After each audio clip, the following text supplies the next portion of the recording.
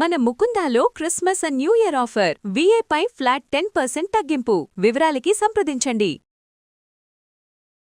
నమస్తే గురుగారు. ఓం శ్రీ మహాగణాధిపతయే నమః. గురుగారు, మాలో చాలా మందికి ఏదైనా ఆపద వచ్చినప్పుడు ముడుపులు అది కట్టడం అలవాటు. అంటే నేను కూడా అసలు ఏదైనా వెంటనే తీరిపోవాలంటే అమ్మ అని తలుచుకొని నాకు ఈ పని చేసి పెట్టమ్మా, నేను వెంటనే ఇది చేస్తాను అది చేస్తాను అనుకుంటా. కానీ కొన్నిసార్లు ఆ పని అయిపోయిన తర్వాత ఆ డెస్పిరేషన్లోనో తెలుసో తెలియకో మర్చిపోతూ ఉంటాం. ముఖ్యంగా ముడుపుల విషయంలో కట్టి పెడతాం కానీ మర్చిపోతాము. అది రోజులు, వారాలు, దినాలు, సంవత్సరాలు గడిచిపోతూ ఉంటుంది. అలాంటప్పుడు ఎలాంటి దోషాన్ని మనం క్యారీ చేస్తాము? అప్పుడు వాటిని ఇమీడియట్గా ఏం చేయాలంటారు? ఒకవేళ ఇప్పుడు నేను వెళ్ళాలనుకున్నాను, మొక్కు నాది, కానీ నా ఇంట్లో వాళ్ళు నన్ను సపోర్ట్ చేయాలి కదా గురువుగారు, నేను ఒక్కదాన్ని అయితే ఏది చేయలేను కదా. అలాంటి పరిస్థితుల్లో కూడా ఆడపడుచులు చాలా మంది ఉంటారు, మగవాళ్లే కానీ. మరి అలాంటప్పుడు ప్రత్యామ్నాయం మార్గాలు ఏంటి? నన్ను మీరు ఎన్ని తిట్టుకున్నా, ఎన్ని అన్నా నేను ఏమీ బాధపడను.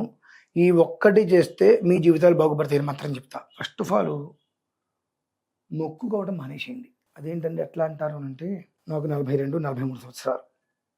నేను ఇవాళ ఏదైనా ఒక విషయం గురించి స్వామివారికి మొక్కుకోవాలి, ముడుపు కట్టాలి అని అంటే నేను మా నాన్నగారి దగ్గర అనుమతి తీసుకోవాలి. నాకు పెద్దవాళ్ళు ఉన్నారు, ఇది జాగ్రత్తగా వినాలమ్మా.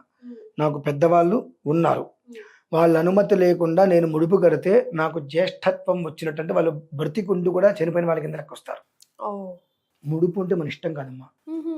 అవునా గురుగారు, ఇంటి పెద్దవాళ్ళతోనే పెట్టించాలా? వాళ్ళ అనుమతి కావాలి మనకు, అట్లీస్ట్ కనీసం వాళ్ళ అనుమతి. వాళ్ళకి చెప్పకుండా మనం ఏం చేసినా అది మనకు జ్యేష్ఠత్వం వస్తుంది. మీకు చిన్న విషయం చెప్తాను. వాళ్ళు ఉన్నా మనకి లేనట్టుగానే అంటున్నారా? ఎలా అంటే, ఇప్పుడు దశరథ మహారాజ్ చనిపోయాడు. చనిపోతే రాముడు వారు బాధపడుతున్నారు, లక్ష్మణ భరత శత్రుఘ్నులు ఆడుకుంటున్నారు. రాముడు వెళ్ళి, ఎవరా నాన్న చనిపోయాడరా, ఏమిట్రా మీరు ఆడుకుంటున్నారంటే, ఎవరు చెప్పారు? నాన్న చనిపోయింది నీకు, మాకు నాన్న బ్రతికే ఉన్నాడంటే జ్యేష్ఠో పితృ సమాన. మా ముగ్గురికి అన్నయ్య నువ్వు ఉన్నావు, మా ముగ్గురికి తండ్రివి నువ్వు, కాబట్టి నువ్వు మాకు నాన్న బ్రతికే ఉన్నాడు, నీకు కదా నాన్న చనిపోయింది, నువ్వేడు అంటారు. అట్లా మా నాన్నగారు ఒక అనుమతి నేను తీసుకోవాలి. సపోజ్ లేరు అనుకుందాం, మా అన్నయ్యల అనుమతి తీసుకోవాలి. మీకంటే పెద్దవాళ్ళు ఉండంగా వాళ్ళ అనుమతి తీసుకోకుండా నేను ఏ ముడుపు కట్టినా నాకు జ్యేష్ఠత్వం వచ్చినట్టేమ్మా, చేయకూడదు. అట్లా ఎలాంటి ఉపయోగము ఉండదు. నిరుపయోగమైనటువంటివి ఏవైనా ఉన్నాయంటే అవే. ఇవి కట్టి మనం ఏంటంటే భగవంతుడికి కూడా ధర్మం తెలుసు కదమ్మా. అంటే మనం ప్రాక్టికల్ గా మాట్లాడుకోవాల్సి వస్తే గురుగారు, ఇప్పుడు ఎవరి ఇళ్లలో పరిస్థితి వాళ్ళకి అన్న చందాగా ఉంది. నేను బాగుపడుతుంటే నాకన్నా పెద్దవాళ్ళు, నాకన్నా చిన్నవాళ్ళు సంతోషించే రోజులు అంతంత మాత్రమే అనిపిస్తుంది. సరే, నేను వాళ్ళకి చెప్పకుండా చేయడమే బెటర్ అనే స్థితిలో కొన్ని ఫ్యామిలీస్ ఉంటాయి. అందుకే కదా ఇప్పుడు ఇన్ని గొడవలు, అవి కోర్టులు, వివాదాలు. ముడుపులు కట్టద్దు. మీరు కావాలంటే దేవాలయానికి వెళ్ళి దేవతారాధన చేసుకుంటండి. ముడుపులు మాత్రం ఖచ్చితంగా, ముడుపులు జోలికి ఎందువల్లనంటే, ఎప్పుడూ కూడా ఈ ముడుపులలో కూడా ప్రధానంగా కర్తవ్యం ఏంటి అంటే, ఒక ముడుపు కట్టాలంటే మన ఇంటి దేవత ఎవరు ముందు, కులదేవత ఎవరు, గ్రామ దేవత ఎవరు, అది ముందు పరిశీలించుకొని వారికి చేసినటువంటి ఆరాధన చేయాలి ముందు. అది చేసిన పెద్దల అనుగ్రహంతో ముడుపు కట్టాలి. ముడుపు కూడా మన ఇష్టం వచ్చినట్టు కట్టకూడదు. కట్టడం వల్ల ఏమవుతుంది అని అంటే ఏమీ కాదు, కాకపోతే మనకు మెంటల్గా ఒక రకమైన భయం. ఏం జరిగినా ఈ ముడుపు కట్టాం కాబట్టి ఇలా జరిగింది, ముడుపు తీర్చలేకపోయాం కాబట్టి ఇలా జరిగింది. భగవంతుడు ఎప్పుడూ కరుణామయుడేమ్మ. మనలాగా ఆయన షాడిస్ట్ కాదుగా.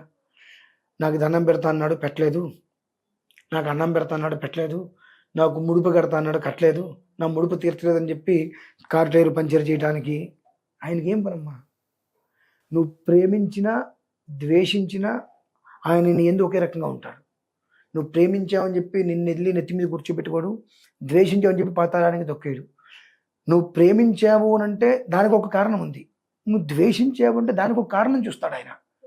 ప్రేమించేదానికన్నా ద్వేషించే వారి మీద ఎక్కువ ఉంటుంది ఆయన ప్రేమ. ఎందుకో తెలుసా అండి, మనకు కష్టం వస్తే మనం భగవంతుని కొలుస్తాం, వాడు ప్రతిక్షణం దేవుడు లేడంతో కొలుస్తూనే ఉంటాడు ద్వేషించేటువంటి వ్యక్తి. కాబట్టి అతని ఎందుకు ప్రేమ ఎక్కువ ఉంటుంది, కష్టం ఉన్నా లేకపోయినా తెలుస్తున్నాడు అని చెప్పి. అట్లా ఎప్పుడూ కూడా ఈ ముడుపులు అనేటువంటిది కట్టకూడదు. ఒకవేళ అట్లా ఎవరైనా ముడుపులు కట్టి ఏ కారణం చేతనైనా అది తీర్చుకోలేకపోతున్నారు, దానివల్ల మాకు మానసిక సమస్యలు వస్తున్నాయి అనేటువంటిది కనుక ఒకవేళ అంటే డెఫినెట్ గా కొంతమందికి ఉండిపోతుంది గురుగారు మైండ్ లో, అరే నేను ఆ మొక్కు తీర్చుకోలేకపోయాను అందుకే ఇట్లా జరుగుతుంది. అటువంటిది ఏదైనా కనుక ఉన్నట్లయితే, ఏదైనా దేవాలయంలో, ఇళ్లలో కాదు, దేవాలయంలో, ఒక మఠాలలో కొన్ని లోక కళ్యాణార్థం చేసే హోమాలు ఉంటాయి. 3 రోజులను 5 రోజులను దేవతా ప్రతిష్టలు కానివ్వండి, ధ్వజస్తంభ ప్రతిష్ట, విగ్రహ ప్రతిష్ట ఇటువంటివి జరుగుతుంటాయి. అటువంటివి జరిగినప్పుడు ఏదైతే మీరు ముడుపు కట్టారో ఆ ముడుపు అగ్నిహోత్రంలో వేసేసేయండి. కొంతమందికి దేనికి కట్టారో కూడా గుర్తుండవు. ఆ ముడుపు తీసుకెళ్ళి తండ్రి ఈ ముడుపు దేనికోసం కట్టాను, ఎప్పుడు కట్టానో నాకు గుర్తులేదు.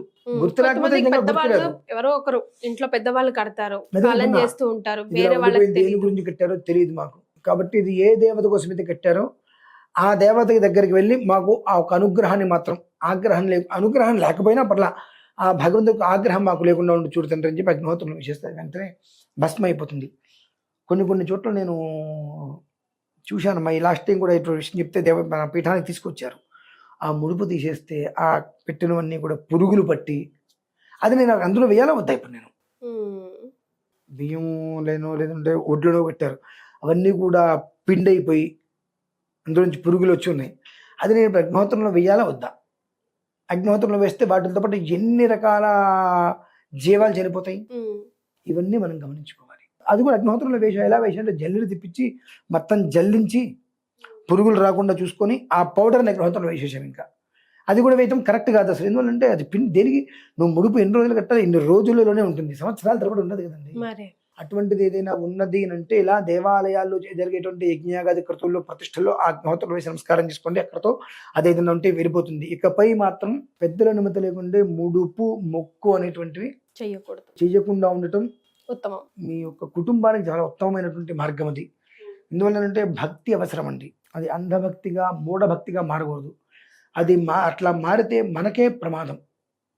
ప్రతి చిన్నదానికి ఆ ముడుపుని చూసినప్పుడల్లా ఏ చిన్న కాలు దెబ్బ తగిలినా దానివల్లే తగిలింది, దానివల్లే ఇటువంటి నెగిటివ్ మన మైండ్లోకి వచ్చేస్తాయి. కాబట్టి ఆ ముందు ఆ నెగిటివ్ అనేటువంటి థాట్ని వదిలేయండి. Be positive. ఈ కాలుకి దెబ్బ తగిలింది, ఓకే, భగవంతుడికి అనుగ్రహం ఉంది కాబట్టి ఏదో పెద్ద దెబ్బ తగిలాల్సింది చిన్నదాంతో పోయింది అనేటువంటిది పాజిటివ్ నేర్చుకో ముందు. ఆ పాజిటివ్ అనేటువంటిది నీలో వచ్చిన రోజునాడు నీ చుట్టూతో ఎప్పుడు పాజిటివే ఉంటుంది. పాజిటివ్ లేనంతసేపు ఏదైనా నీకు మైండ్ నెగిటివ్ ఆలోచిస్తున్నప్పుడు నీకు శుభం ఎందుకు జరుగుతుంది? అసలు చిన్న విషయం గమనించాలమ్మా. మంచి మాట చెప్పారు గురుగారు, ధన్యవాదాలు.